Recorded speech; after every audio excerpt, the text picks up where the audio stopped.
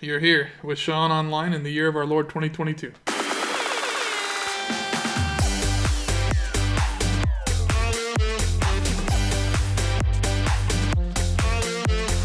What? The Lord has not given you a spirit of fear. Good evening, friends and fellow Americans. Alright, today I'm going to be breaking down whether or not you might be on the wrong side of history. Alright, so I'm going to go through these index cards in no specific order. You ready for this? First off, if you agreed with supporting our frontline healthcare workers in 2020, you are not on the wrong side of history. But if in 2022 you're okay with the firing of frontline healthcare workers simply because they exercise their right to bodily autonomy and choices regarding the well-being of themselves and their loved ones, you might be on the wrong side of history. This next card is Canadian, eh? If you agreed with Trudeau regarding truckers in the year 2020,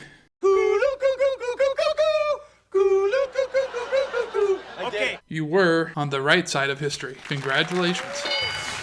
But if you agree with BM Trudeau regarding truckers in the year 2022, the small fringe minority holding unacceptable views, you might just be on the wrong side of history. Small fringe minority holding unacceptable views. Next up, if you called the 2020 riots, marked with murders, looting, burning, destruction, damaging of private property, including businesses, as well as assaults on federal buildings across the United States, mostly peaceful, you might have been on the wrong side of history. And if for some reason you also call the 2022 Freedom Convoy, marked by peaceful citizens of Canada, lawfully gathering, singing, dancing, patriotically waving their country's flag, praying, and having barbecues, mostly violent, you are definitely on the wrong side of history, eh?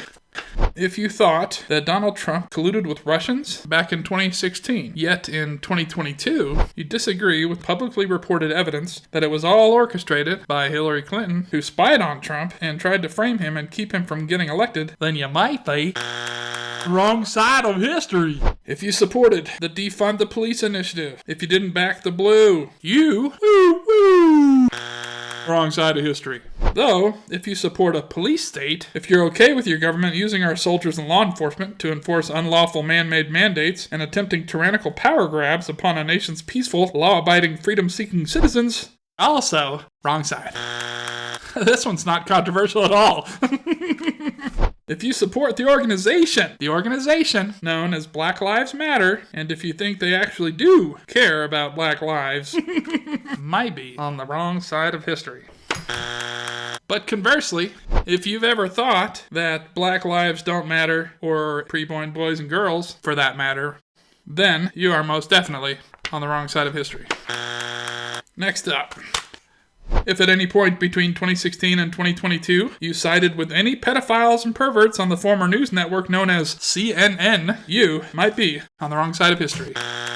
Conversely, if you watch too much Fox News, you might be on the wrong side of history.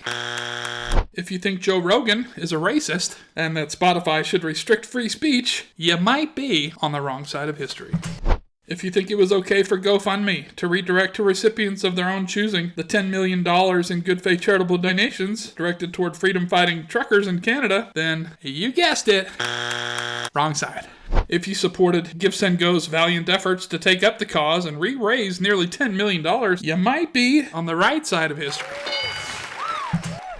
And if you are the ungodly bastards who hacked GiveSendGo and are threatening to release the name of donors, between the two of us, I hope you get terminal hemorrhoids. You might notice he's sitting a little funny. Well, that's because he had to use Preparation H before the show.